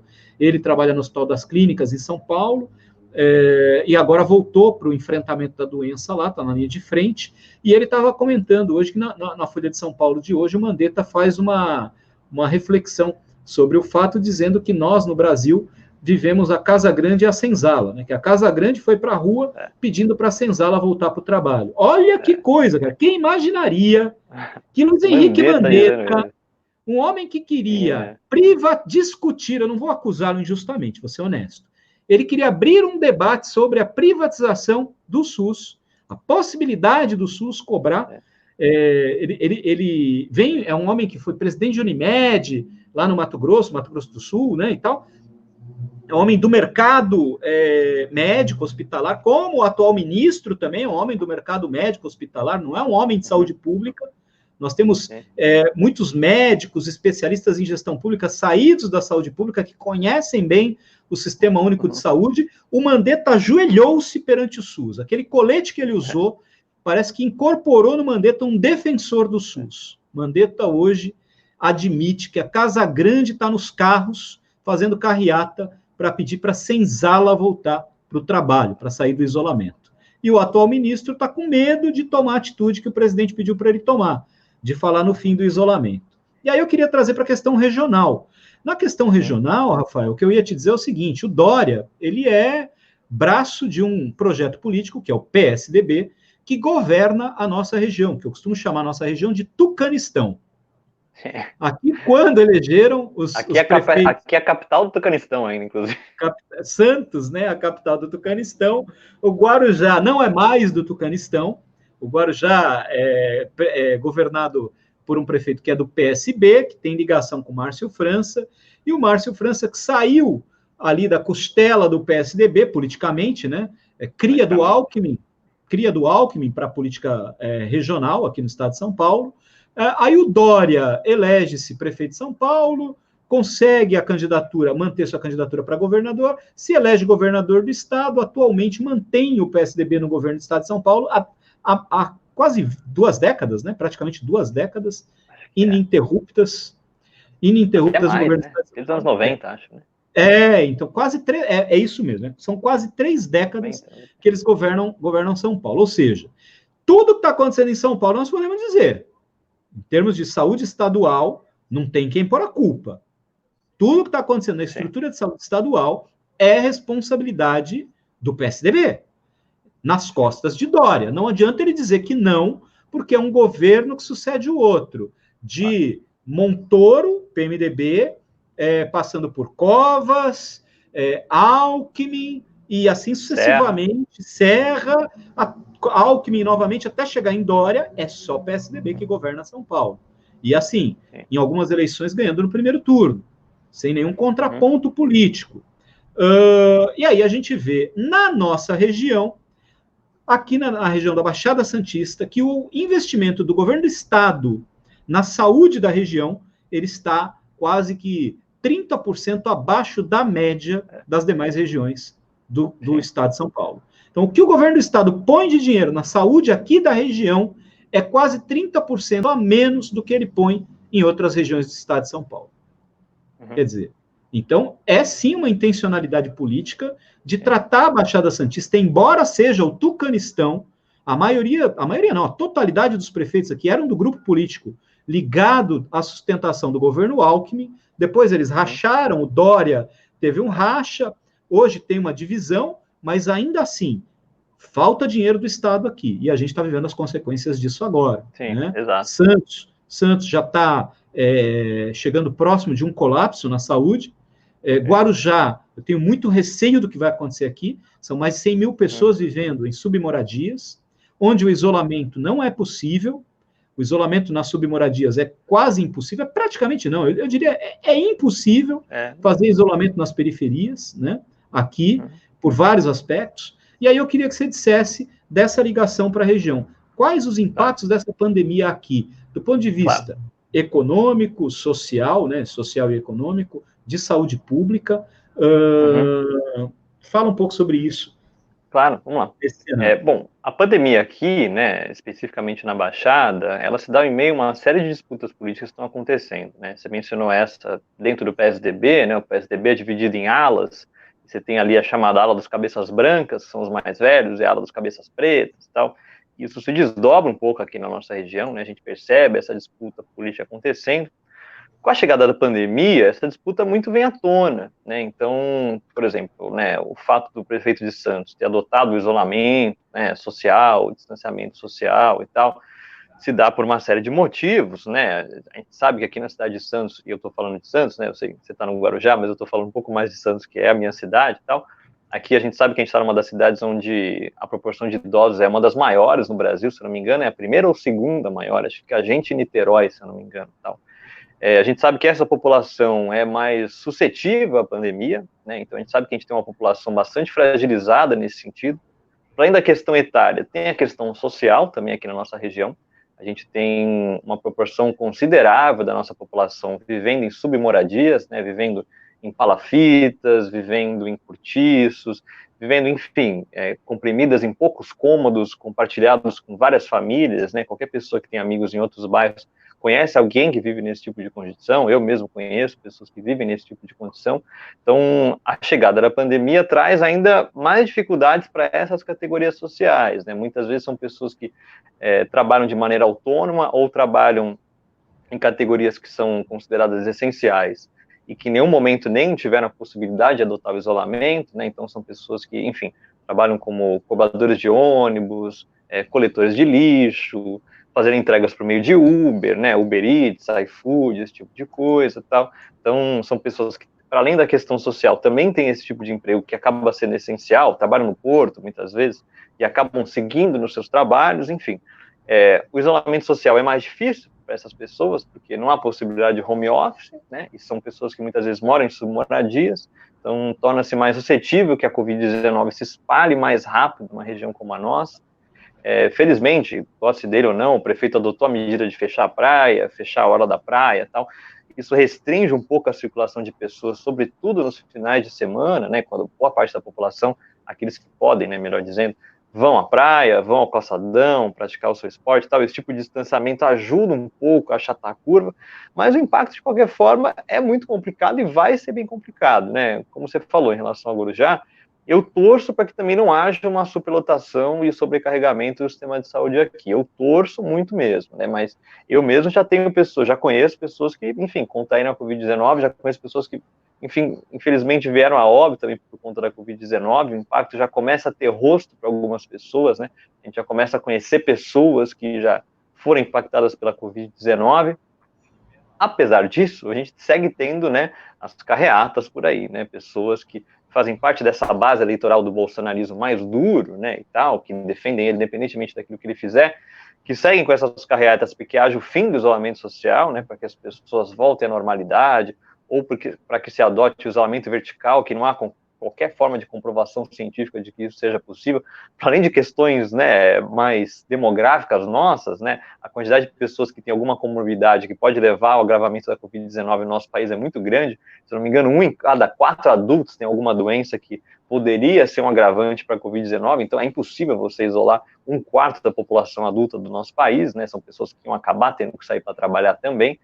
Enfim, o impacto aqui acaba sendo muito difícil, né, e muito problemático, ainda mais quando a gente tem esse tipo de organização levando pessoas às ruas em carreatas para que a Covid-19, enfim, para que o isolamento social chegue ao fim, né, a coisa fica muito mais difícil para a gente aqui, né, que tem a ciência do nosso lado, né, que entende o impacto da Covid-19 sobre o sistema de saúde, o SUS, né, a gente sabe como é que é a configuração regional aqui do nosso sistema de saúde, e ao mesmo tempo a gente tem que lutar contra esse tipo de coisa, né, com pessoas que não entendem muito bem o que está acontecendo e que talvez só venham a entender de fato quando aqueles dados se tornem números, né? Quando a gente tem esse dado aí que muitas vezes parece distanciado, né? Sei lá, 30 mil pessoas contraíram, 31 mil, tal. O número de mortes vai crescendo, né? 1.000, 2.000, 3.000, tal.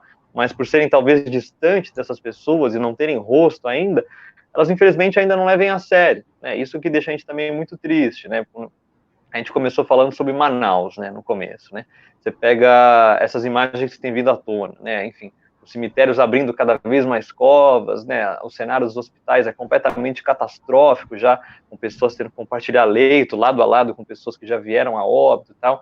Mas talvez por ser em Manaus, né, aquilo que a gente comentava fora do ar, né, por ser muito longe aqui do eixo centro-sul, essas pessoas ainda não têm a percepção que esse é um cenário que pode chegar cada vez mais próximo da gente, né? Por ser uma capital do norte, né, Manaus está distante, né, algumas pessoas dizem até que é um outro Brasil, né, sem perceber que elas estão inseridas no mesmo país que essas pessoas, também são brasileiros, elas também deveriam se sensibilizar por aquilo que está acontecendo lá, elas não veem ainda os rostos dessas pessoas, né, algo que está distante para elas. Eu acho que elas vão sacar a partir do momento que começar a ter rosto, eu acho. E aí pode ser tarde demais, né? Aí pode começar a ter um cenário como no Equador, por exemplo, tal, que a gente já tem visto algumas cenas completamente surreais e catastróficas. Eu consegui aqui no Facebook da Prefeitura de Guarujá, porque a página está fora do ar, não entrou. Aqui a gente tem o boletim do coronavírus aqui de Guarujá, agora 17h30, né? Eles mostram aqui para a gente,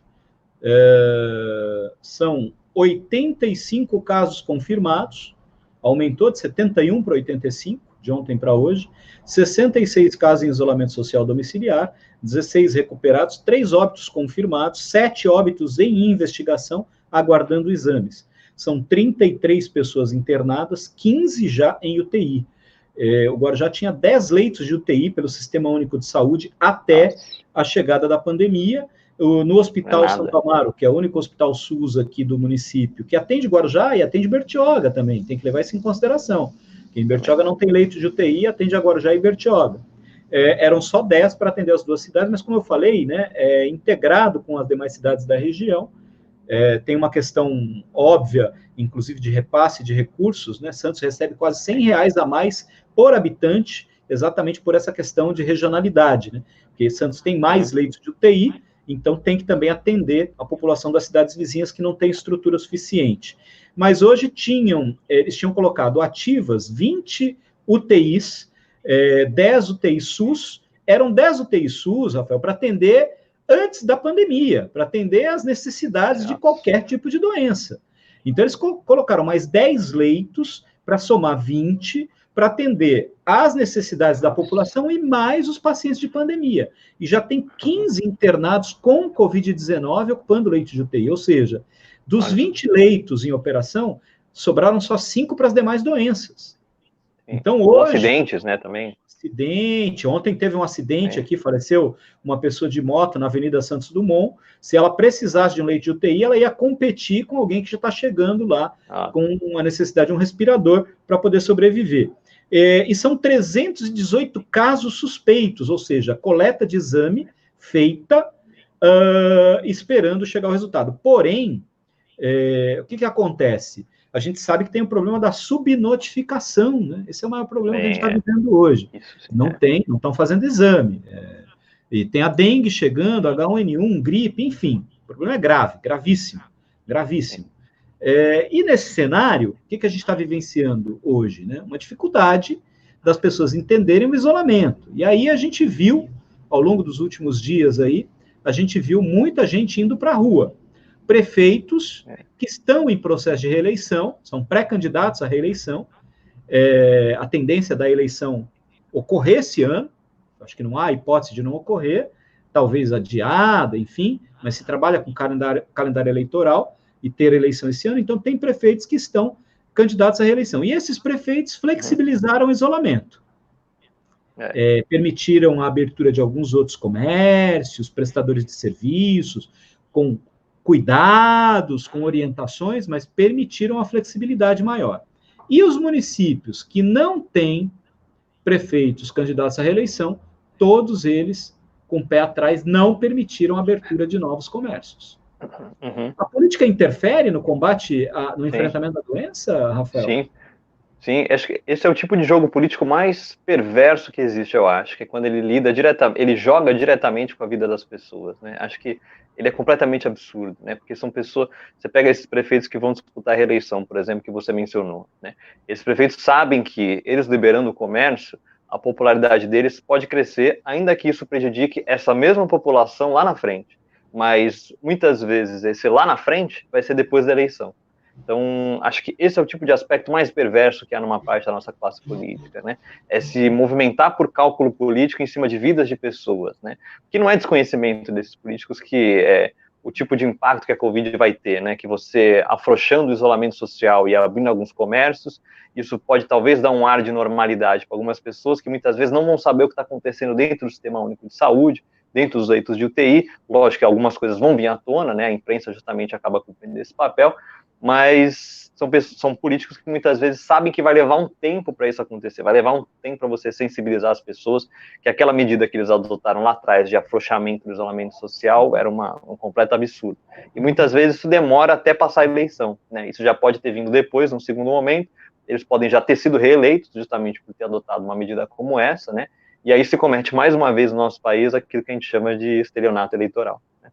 E essa falta de articulação metropolitana, porque no início eles reuniram-se, os prefeitos da região, são 9 cidades aqui, Bertioga, Guarujá, Cubatão, Santos, São Vicente, Praia Grande, Mongaguá, Itanhaém e Peruíbe. Essas 9 cidades da região, eles têm lá o Conselho, né, Desenvolvimento da Baixada Santista, onde os prefeitos têm um espaço de articulação regionalizada. A gente fala de região, lamentavelmente, esse é um problema gravíssimo, porque nós temos uma mobilidade urbana muito comprometida, muita gente circula, mas muito difícil circular.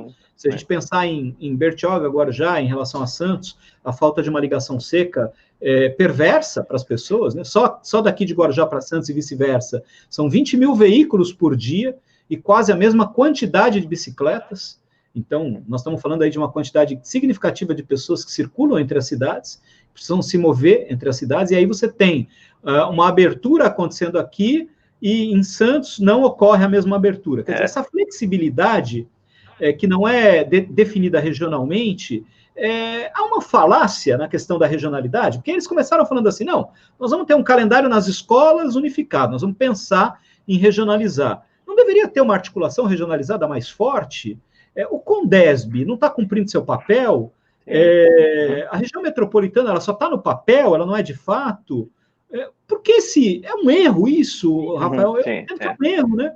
É um problema que o prefeito daqui foi lá e falou, não, vai ser regional. Aí ele decidiu tomar atitude por si só, sendo que Santos está gargalando já o sistema, talvez. Né? Sim, exato. Acho que é bem por aí, assim, se discute muito pouco a região de maneira metropolitana em qualquer momento. Isso se torna ainda mais latente, mais problemático no momento de pandemia, né?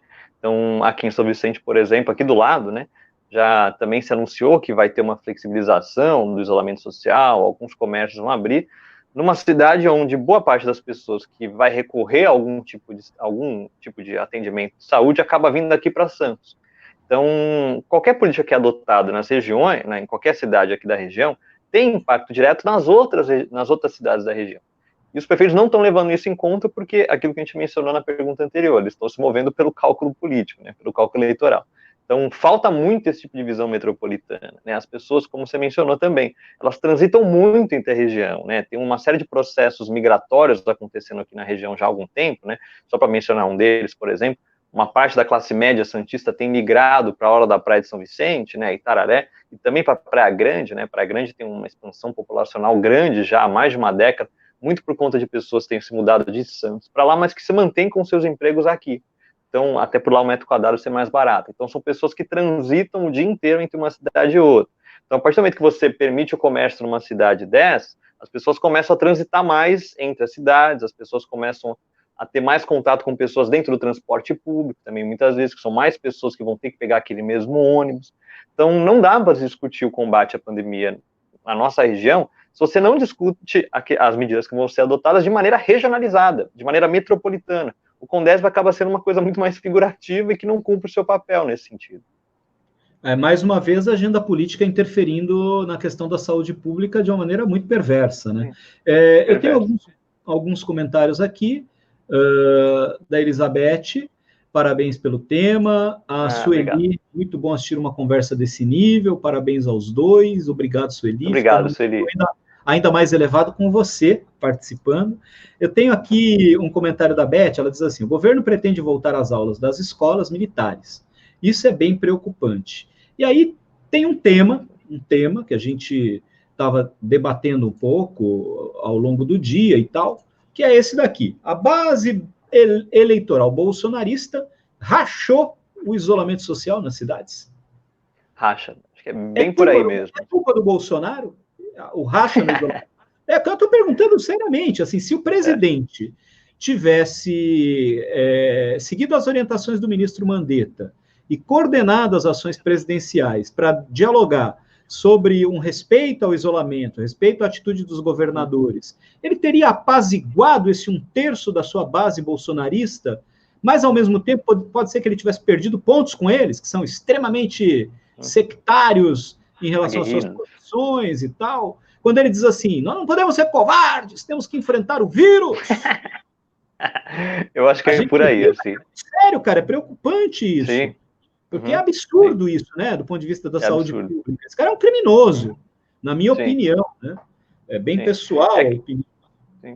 É aquilo que a gente mencionou lá no começo, né? Se houvesse uma unificação na retórica que o governo usa, nas medidas que têm que ser usadas e que estão sendo usadas por todos os países do mundo, praticamente, né? Isolamento social, uma renda básica emergencial que estimule as pessoas a ficarem em casa para que elas não tenham que sair para trabalhar, enfim.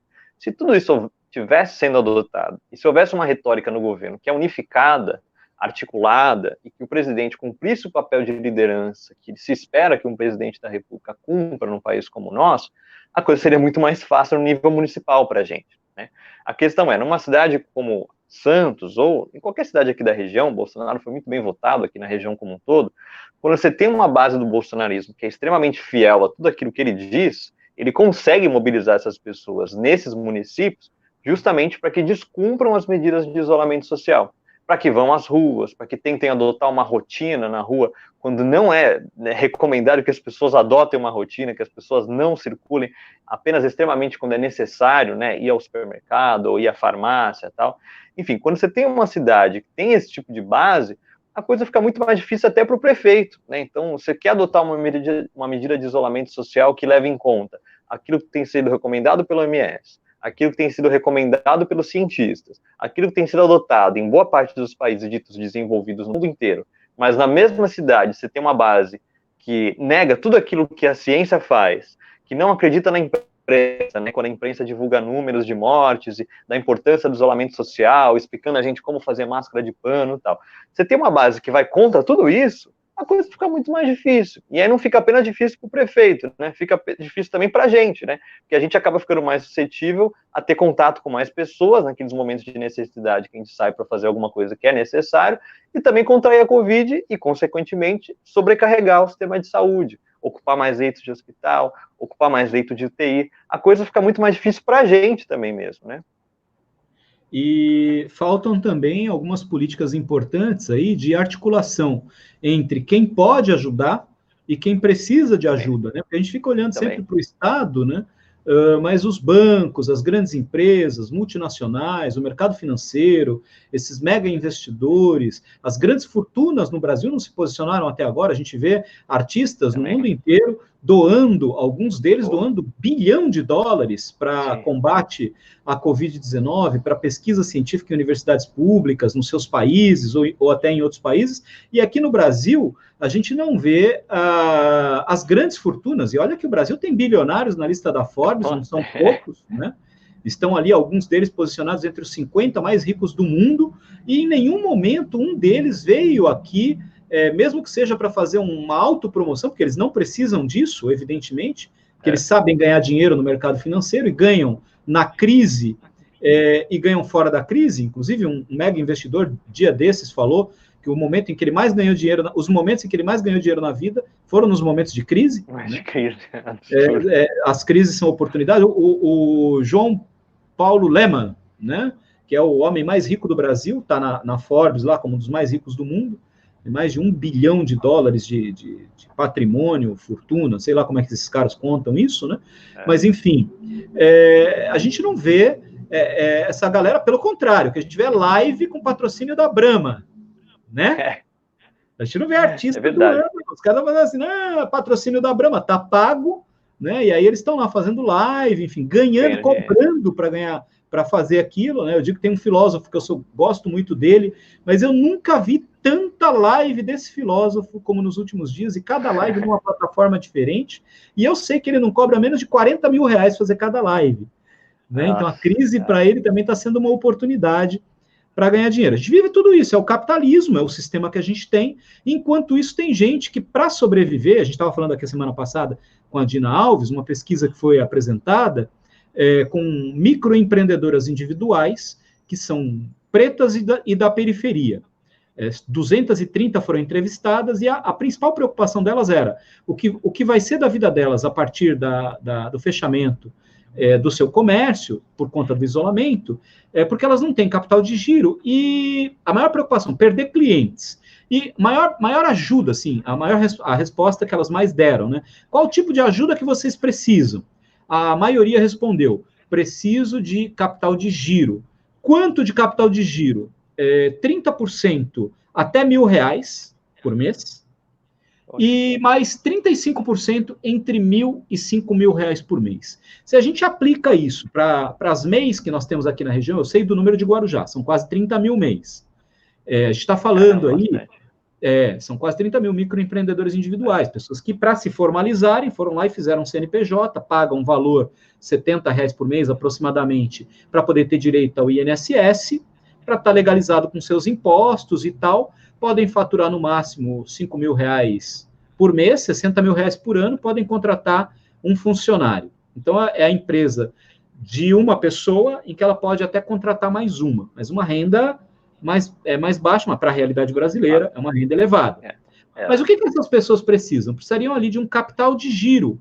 Por que um banco público não fornece isso? Por que uma prefeitura não pode ter um banco municipal para fomentar esse tipo de atividade no âmbito do município, como o antigo Banco do Povo, né? Para pegar uma parte do orçamento e fazer esse dinheiro recircular, emprestando R$1.000 por mês para esse microempreendedor poder ficar em casa. E depois ele pagar isso em 120 meses, sei lá, em 10 anos, retornar R$20 por mês para o município, para você manter o isolamento. São práticas que seriam possíveis de fazer, porque cabe dentro do orçamento. Sim. Cabe no orçamento, e para essas pessoas não irem buzinar na rua, gastar sua própria gasolina, que, aliás, caiu o preço, a lei da oferta e da procura, né? Pedindo para voltar, sendo que no momento era primordial que as pessoas ficassem em casa. Quer dizer, faltam políticas públicas no município também, Rafael? Sim, exato. E ainda também tem a questão de essas pessoas que protestam e que querem a reabertura do comércio e tal, acabam não levando em conta que a circulação de pessoas é muito menor. Então, talvez ela tenha prejuízo, inclusive, se ela abrir, né, o comércio dela. Porque as pessoas não estão saindo às ruas. Uma parte das pessoas tem adotado o isolamento, compreende a importância do distanciamento social. Então, em muitos casos, muitos comércios vão abrir e essa pessoa não vai ter um cliente chegando naquele dia. Ela vai ter gastado luz, vai ter gastado energia, vai ter gastado para pagar o funcionário, para vir naquele dia em determinado horário e tal. E ela mesma vai acabar não conseguindo ter um mínimo de lucro naquele dia. Então, faltam muitas políticas municipais, como você mencionou, que estão sendo adotadas, inclusive, em outros países, né? Você pega outros países e tem tido justamente esse tipo de experiência que você coloca, para quem é microempreendedor, né? Você fazer algum tipo de empréstimo nível local, para que você pague lá na frente, né, essa devolução desse dinheiro e tal, e que você consiga se manter durante esse período dentro da sua casa, sem ter que circular, sem ter que abrir o seu comércio e correr o risco de ter um prejuízo, como eu mencionei. E juro negativo não se fala no Brasil, né? Isso é impensável aqui, parece, né, para os bancos. Assim, é impressionante como podiam emitir títulos da dívida pública para daqui a 10 anos, 15 anos, vender esses títulos agora, tem quem compre, e usar esse dinheiro para fazer esse financiamento para as pessoas. São operações que não seriam difíceis, porque todos eles têm CNPJ, né, todos eles são legalizados, enfim, para que esse pequeno comerciante, esse pequeno empreendedor, esse prestador de serviços, não se colocasse nessa condição, entre aspas, de se arriscar, porque as pessoas estarão se arriscando também, ou a quebrar definitivamente, né, ou mesmo a contrair a doença, ou ampliar o contágio aqui na nossa região, que é uma região muito carente. Queria terminar falando, o Rogério está lá em Minas Gerais. Ele saiu daqui do Brasil, foi para Minas, está sempre aqui com a gente. Ele diz assim: professores, boa noite, boas noites. Sobre o cenário advindo do vácuo de poder para as próximas eleições gerais, onde a esquerda ainda não terá espaço. Ele está afirmando. Os senhores veem um endurecimento da esquerda liberal, ou a repetição dos discursos costumeiros dos partidos? Esquerda liberal. Eu acho que. Vamos lá. Enfim, eu acho que, em primeiro lugar, assim, né, a classe política no momento atual passa por um processo de renovação como um todo, né? Isso também se acontece no âmbito dos partidos, né? Você tem partidos que sempre foram tradicionais, né, do nosso sistema político, que vem perdendo espaço, e novos partidos que vão surgindo, ou que já tinham surgido há algum tempo, e vêm ocupando esse tipo de espaço, né? Na mesma questão do vácuo do poder, ela também se dá de forma partidária, né? E não de forma pessoal. Então, só que isso se dá de maneira diferente, de velocidades diferentes em cada campo, né? Então, por exemplo, na direita, no campo da direita, agora vamos falar de maneira ideológica, né, dentro desse espectro, né? No campo da direita, essa renovação se deu de maneira muito mais rápida, né? Você teve um PSDB perdendo muito espaço nacionalmente, de maneira muito rápida, e outros partidos, e aí até mais próximos do campo da extrema-direita, ocupando espaço que pertencia a esses partidos, como foi o caso do próprio PSL, como o caso do Partido Novo, como vai ser futuramente, se for fundado em algum momento o caso da Aliança Brasil, tal, Aliança contra o Brasil, muitas vezes, né, as pessoas têm chamado. Esse tipo de coisa acontece, né, dentro de todos os aspectos da política nacional. Isso também vai se dar do campo da esquerda, né? Então você tem, no campo da esquerda, especificamente no caso brasileiro, um partido que é hegemônico já há algum tempo, né, que é o PT, por conta de algumas figuras públicas que tem muito destaque, sobretudo uma, que é o caso do Lula, mas esse processo também vai se dar dentro do campo da esquerda. A questão é que ele está sendo mais devagar, né? Porque você teve, num período recente, um presidente da República que teve origem nesse campo e que ainda tem muita força social, tem muita penetração social. Então, isso vai levar algum tempo ainda. Mas é um processo que é muito nítido que está acontecendo, né? A gente percebe partidos que têm origem no campo da esquerda, como o PSOL, por exemplo, que vem cada vez mais ocupando esse tipo de espaço, justamente. Então, acho que é um processo que acaba sendo natural até, inclusive, né? Eu não sei o que ele se refere à esquerda liberal, talvez. Talvez sejam partidos que incorporem, talvez, a questão das diferenças, enfim. Seria uma social-democracia, né? Talvez algo nesse sentido. Uma esquerda liberal seria a aceitação do liberalismo enquanto sistema, do capitalismo enquanto forma de organização econômica, mas pensando também no lado mais social. Ou talvez no lado do costumes também, né? Enfim, acho que é difícil. Até porque a questão do o que é liberal, o que não é, varia muito de país para país também. Economia, né? Liberal nos costumes ou na economia, né? Exato, né? Tem essa questão também que passa, né? É difícil a gente também avaliar nesse sentido. Muito bem, mas Rafael, eu queria aproveitar então que a gente está encaminhando para o final, convidar todos que estão assistindo a gente aqui para virem amanhã também aqui com a gente. Nós vamos estar aqui amanhã juntos a Sueli Rodrigues, que é dirigente do PSOL aqui em Guarujá, líder comunitária, vai estar comigo aqui para a gente debater um pouco sobre a pandemia nas comunidades de Guarujá. Então, se você quer saber do depoimento de alguém que vive numa comunidade, que fala de dentro de uma comunidade, a Sueli vai estar aqui com a gente. Ela vive aqui na comunidade da Vila Pantanal, sabe muito bem das dificuldades, inclusive lá teve o impacto dos desmoronamentos, está bem ali do lado, né? Eles sofreram com as inundações, desmoronamentos, e agora estão sofrendo também com o isolamento e a pandemia. E na sequência, às 9h, no Insta do Eduardo Bordignon, Dudu Bordignon vai estar lá falando sobre formação de atores para o cinema, ética e técnica. Ele vai fazer uma live no Insta. O Eduardo Bordignon esteve aqui comigo a semana passada. O Eduardo é doutor também em arte, cultura, enfim. E vai estar conversando com o pessoal. Tem muita prática, muito conhecimento da técnica artística e também das políticas culturais. Então, ele vai estar fazendo uma live muito legal lá no Insta dele. Quem quiser, do Bordignon no Instagram. Rafa, legal. Queria que você fizesse suas considerações finais aí para quem está acompanhando aqui. Bom, como considerações finais, queria apenas agradecer pelo espaço. Foi um prazer dialogar. Enfim, acho que esse é o papel que a gente pode cumprir no momento atual enquanto acadêmico, né? Enquanto acadêmico que se preocupa com o debate público, né? Porque tem pessoas que da área acadêmica que não gostam de ter esse tipo de atuação, é o tipo de atuação que eu e você temos, né? A gente tem, reconhece a importância de contribuir para o debate público da maneira que a gente pode, e no momento atual a maneira que a gente pode é essa, né? Dialogando por meio de redes sociais, usando esse tipo de ferramenta que a gente tem hoje em dia. Então, agradeço pelo convite. Para quem quiser acompanhar meu trabalho, também pode me procurar em rede social e me adicionar aí. Eu adiciono todo mundo também, numa boa. Eu tenho minha página pública também no Facebook. É só procurar Rafael Moreira, cientista político. Enfim, para quem quiser acompanhar meu trabalho também, eu agradeço e mais uma vez agradeço pelo convite, Walter. Foi um prazer. Não, o prazer é todo meu, vale muito a pena. O Rafael Moreira, cientista político, página no Facebook, para vocês acompanharem análises, reflexões sobre a realidade, sobre a situação da política no nosso país, vale muito a pena. Pô, gente, o cara é um menino prodígio, né? sabe do que Não tá sou falando. menina, tem mais, né? Mas é isso aí. Eu queria muito te agradecer mais uma vez, agradecer a paciência, a generosidade de todos que acompanharam a gente aqui. Essa live continua disponível na página Prof. Walter Guarujá, no meu perfil, Prof. Walter Batista. Eu também vou estar colocando no YouTube. Lá tem uma listinha de reprodução, vem para a aula. No meu canal do YouTube, no YouTube é canal, né? No canal do YouTube é Prof. Walter Guarujá. No canal do YouTube. Prof. Walter Guarujá vai estar lá também, para quem quiser acompanhar. Convido vocês para amanhã, no mesmo horário, 18h50, nesse mesmo canal. Um grande abraço a vocês, fiquem com Deus, e quem puder, hashtag Fique em casa. Fique em casa. Fique em casa. Um abração, tá? Fica com Deus. Abraço. Obrigado, Rafa. Imagina, abraço.